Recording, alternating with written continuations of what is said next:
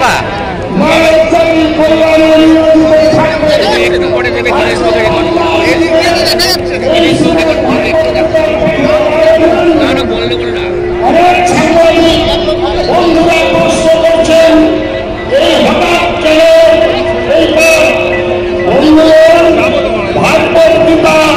রাজনৈতিক দলগত নির্বিশেষে জাতি ধর্ম বর্ণ নির্বিশেষে সবার জন্য শ্রীমদ্ ভাগবত গীতা, এই ভাগবত গীতা যেমন গৃহে, এই ভাগবত গীতা যেমন অরণ্যে, এই ভাগবত গীতার যুদ্ধক্ষেত্রে আমাদের অন্যান্য ধর্মগ্রন্থগুলি রচিত হয়েছিল মনীষীর তপবনে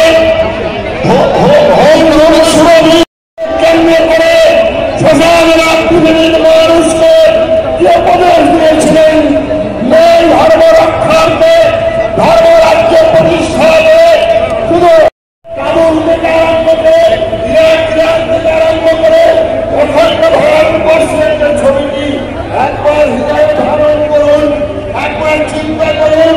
আমাদের ৪৭ সালে এই ধর্মের ভিত্তিতে ভারত কি যুক্ত করা হয়েছিল, আজকে আমাদের সে কথা ভুলতে চলবে না। আজকে যারা পশ্চিমবঙ্গের রাজনীতিতে আছেন, যারা পশ্চিমবঙ্গে আছেন, আপনারা এই পশ্চিমবঙ্গের নিঃশ্বাসটা আজকে সব সর্বমুখী হাত ধরে পশ্চিমবঙ্গ বন্ধুগণ আসুন, আজকে বাংলার ভোটের দুর্নীতি ভুলে সাধু সন্ন্যাসীরা বিভিন্ন মত মন্দির ভুলে একতাবদ্ধ হন, একতাবদ্ধ হন।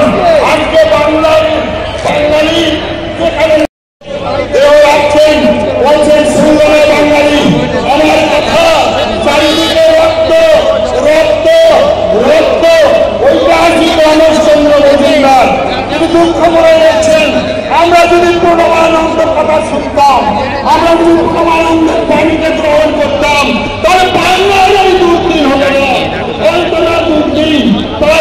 তাই বন্ধুগণ, আচার্যদেব বলেছেন আমি হিন্দুকে হিন্দু নামে ডাক দিতে চাই, প্রত্যেক হিন্দুকে।